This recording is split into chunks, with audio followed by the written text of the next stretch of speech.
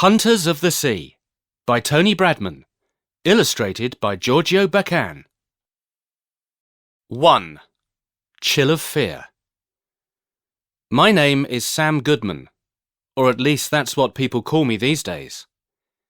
But I have had 2 other names in my life, and this is the strange tale of how I came by all 3. You probably won't believe me, yet I swear that every word is true. The first name I was called by is the easiest to talk about. It was the one given to me by my mother. I was born in Honolulu, the main town of the Hawaiian Isles. My mother was Hawaiian and spoke the language of her people. So she called me Ikaika, which means strong. Sometimes I think she was wise to give me that name, because I needed to be strong from the start. My father was an American sailor. He died when I was still a baby. His ship sank in a storm and he was drowned. That left us poor, and I grew up in the rough part of town, down by the harbour. We lived in a shack made from the driftwood that my mother collected on the beach, but she made it into a home. The years went by and we survived. My mother wove baskets to sell, and I did anything I could to help. I went fishing, and I ran errands for the rich people in the town. The harbour was full of ships from all over the world, but I was always drawn to those from America, because of my father, I suppose. That's how I learned to speak the language of the Americans, a strange tongue they called English. Then, one day, my mother fell ill with a coughing sickness. I wasn't worried to begin with. It had happened before, but she had always got better. This time, she didn't. She burned up with a terrible fever, and within a week, she was dead. At just 10 years old, I was completely on my own. I was terrified. What would become of me? I had no idea what to do. So I sat by my mother's body for a day and a night. Eventually I realized I was hungry, so I went to find some food. That's when I found out people in this world, aside from my mother of course, could be so very kind. Our neighbours helped me to bury my mother and happily gave me shelter, even though they had little room. Life went on, but fate had something else in store for me.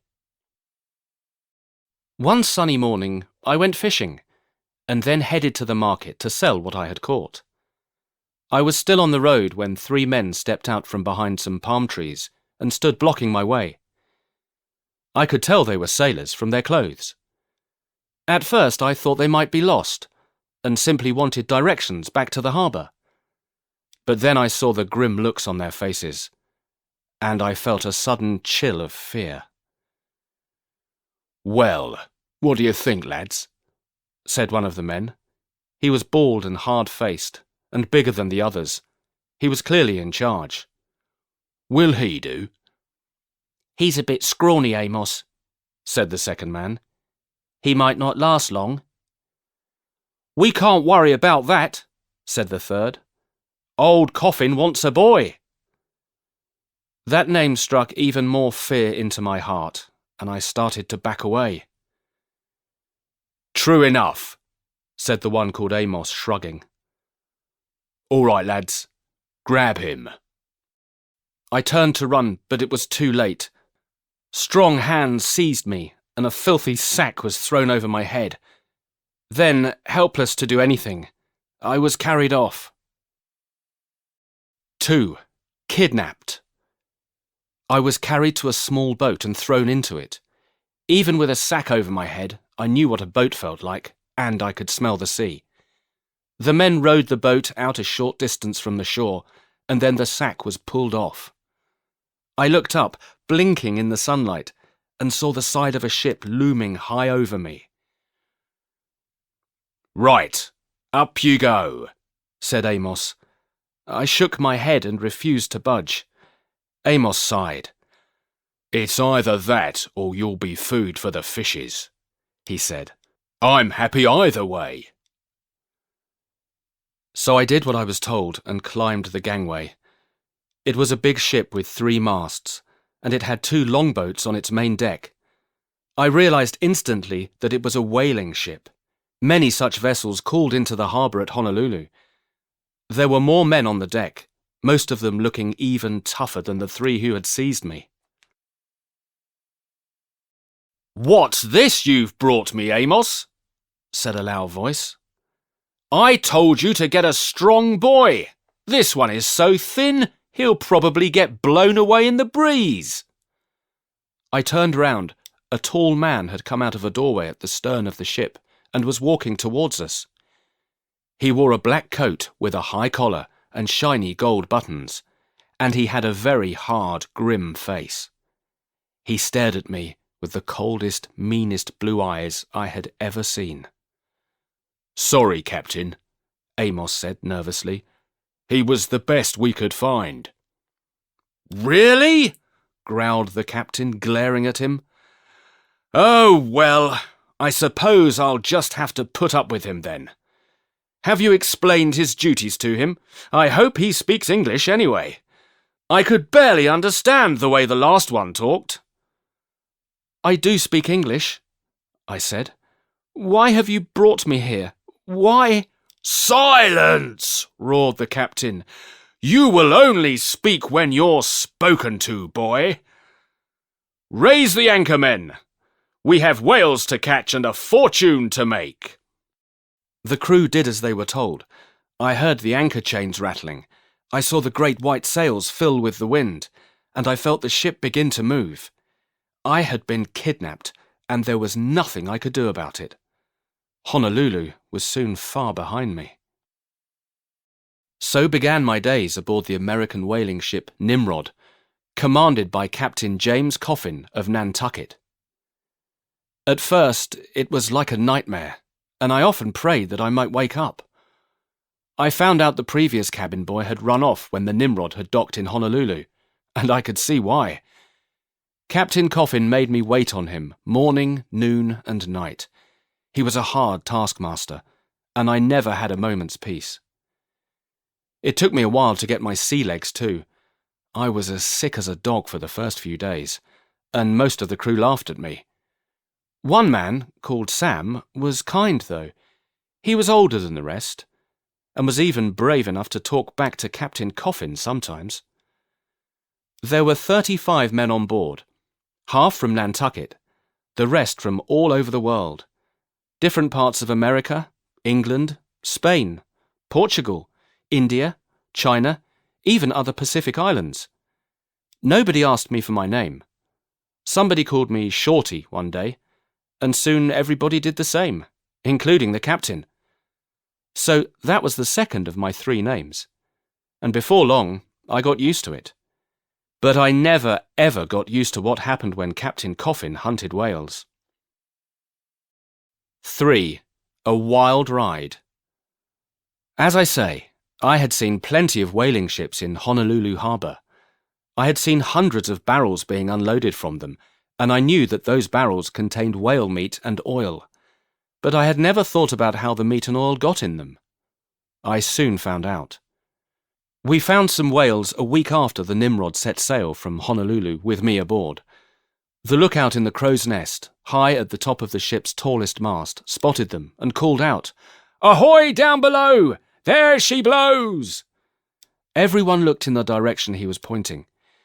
I was in the stern of the ship, standing behind Captain Coffin, in case he needed me to fetch or carry for him. Amos was there too, holding on to the Nimrod's great wheel. That was his job as the ship's first mate. Captain Coffin raised his eyeglass and looked out over the sparkling waters of the Pacific. Then he lowered it again, and I saw he was grinning. "Sperm whales off the port bow!" he hollered. "Get us as close as you can, Amos!" I went to the gunwale and looked out over the sea. I could hardly believe my eyes. 3 enormous creatures swam in the blue sea just ahead of the Nimrod. They blew huge spouts of water from small holes in their heads and smacked the water with their gigantic tails.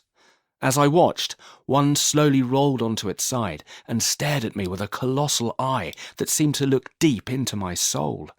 I had never seen anything so amazing or so beautiful. And then, over the next few hours, I saw the exact opposite, something that utterly sickened me. The longboats were launched, and 6 men climbed down into each of them. Then the true chase began. The men rowing as fast as they could, Captain Coffin standing in the bow of one boat, holding a harpoon, and Amos doing the same in the other. I had to look away when they threw their harpoons into the whales, the barbed blades digging into their flesh. The whales dived to try and shake them off, but each harpoon had a long rope tied to its end. The whales dragged the longboats across the sea on a wild ride. Eventually the whales slowed down, seeming to give up and die. Then came the worst part. The bodies were tied to the Nimrod, and we towed them to a nearby island. There they were dragged onto the beach, and the crew set to work cutting them up. Within a few hours, the men had filled a great number of barrels with meat and oil, leaving just the enormous skeletons of those beautiful creatures. It was the saddest thing I had ever seen. I could feel tears rolling down my cheeks as my stomach churned with the awful stench. Sam explained that whales were worth lots of money, but only when they were dead. People liked eating whale meat, and they used the oil in lamps. In fact, almost every part of a whale was useful in one way or another. But hearing that didn't make me feel any better. "Ah, so you don't like the way we make our living?" said Captain Coffin, scowling at me. "Well, I can see I'm going to have to help you learn to love it." His words chilled me to the bone. 4. A Kind Heart. From that day on, Captain Coffin made it his mission to toughen me up. He ordered me to take a place in his longboat crew, even though I could barely handle an oar. He didn't care about that, though. He only cared about how much money he was making. Over the next few months, we sailed all over the wide Pacific, from the south to the north, the west to the east. We chased every kind of whale, blue whales, humpbacks, right whales, and minkies, and I soon learned to tell them apart. They were different sizes and shapes. Some whales travelled in big groups, others in just 2s and 3s, and they all seemed to care for each other and their young. I never learned to be like Captain Coffin. In fact, the more whales I saw killed, the more I hated the whole idea. How could anyone do such a thing? But Captain Coffin just couldn't understand the way I felt. "What is wrong with you, boy?" he growled. "Men have always hunted the creatures of the wild. We are the hunters of the sea, the greatest hunters of all." "There ain't nothing wrong with Shorty, Captain," said Sam, putting his arm round my shoulders. "You ain't going to change him either. He has a kind heart." "Well, a kind heart won't get you anywhere in this world," said Captain Coffin, glaring at Sam and then at me. "It's kill or be killed, that's what I believe. You mark my words, boy. The sooner you learn that, the better off you'll be." Sam was right, though. I couldn't change. And that just seemed to make Captain Coffin even more angry. He terrorised the ship, losing his temper at the slightest thing and yelling at the crew all the time. He even had a couple of the men flogged. There was worse to come. A week went by without any sightings of whales, then another week, and another. The captain's face grew more and more grim, and the men looked more worried than I had ever seen them before.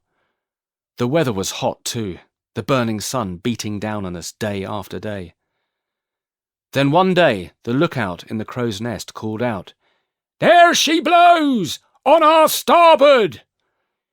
"They're orcas, Captain," said Sam. "Why don't we just leave them be?" I already knew orcas didn't yield much meat or oil, so most whalers didn't go after them. But these were unlucky enough to have encountered Captain Coffin. "Beggars can't be choosers," he said. "Better to have something in the hold that will make us some money, even if it's only pennies.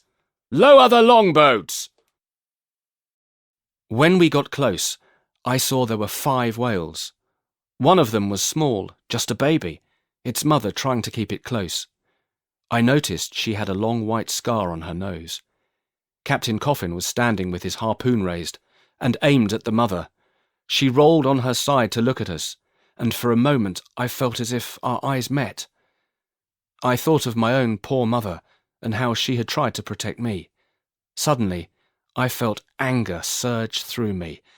"No!" I screamed, and grabbed the harpoon, wrestling it from the captain's hands. He fell over backwards, but he was soon back on his feet and looming over me. I didn't care. The longboats had stopped, and the orcas were making their escape. But I knew there would be a price to pay, and that I'd be the one to pay it.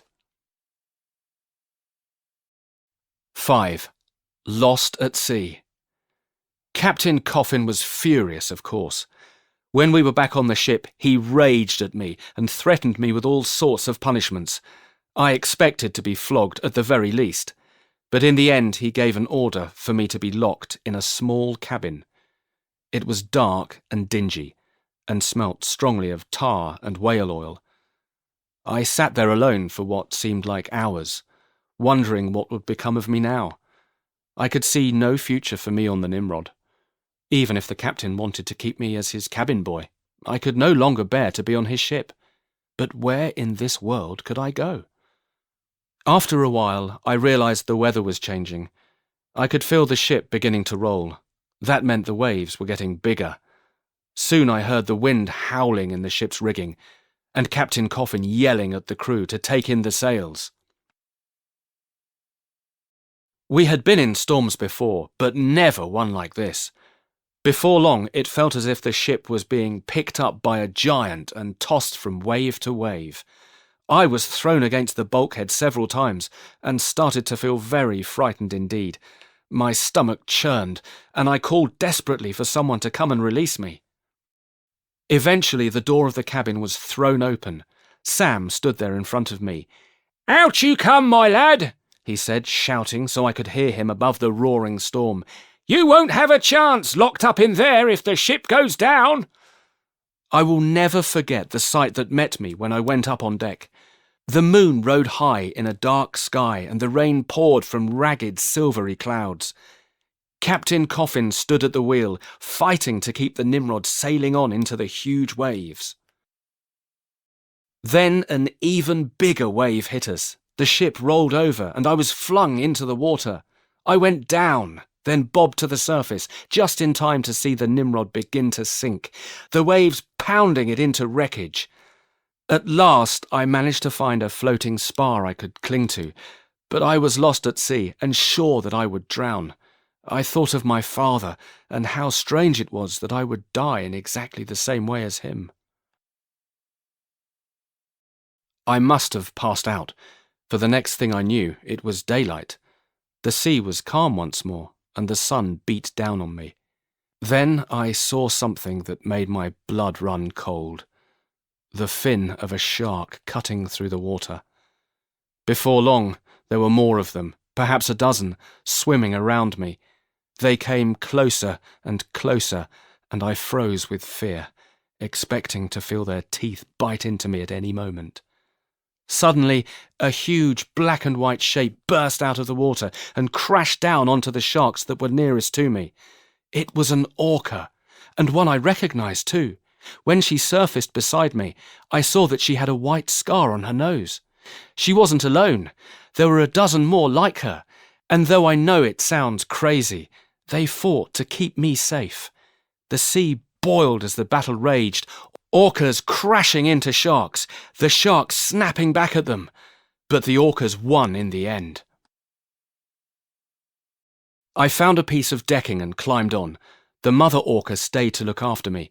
It seemed that the rest of the crew had gone down with the ship, and I shed some tears for Sam.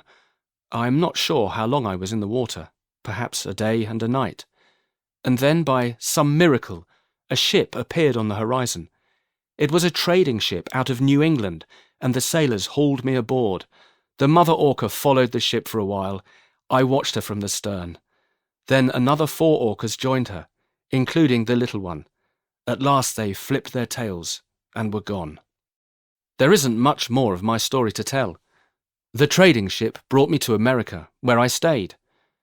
I live on Cape Cod, and I'm a fisherman. I called myself Sam, in memory of my friend on the Nimrod, and everyone says I'm a good man. So that's my third name, Sam Goodman. I have a wife now, and a son of my own, and I will make sure that he has a much better start in life than me. Sometimes I take him fishing with me, out on the ocean where the great humpbacks come to play and feed. But the orcas are still the most beautiful creatures I have ever seen. Hunters of the Sea. An unlucky encounter leads to life on board a whaling ship. Will the boy with 3 names manage to escape and make a new life for himself?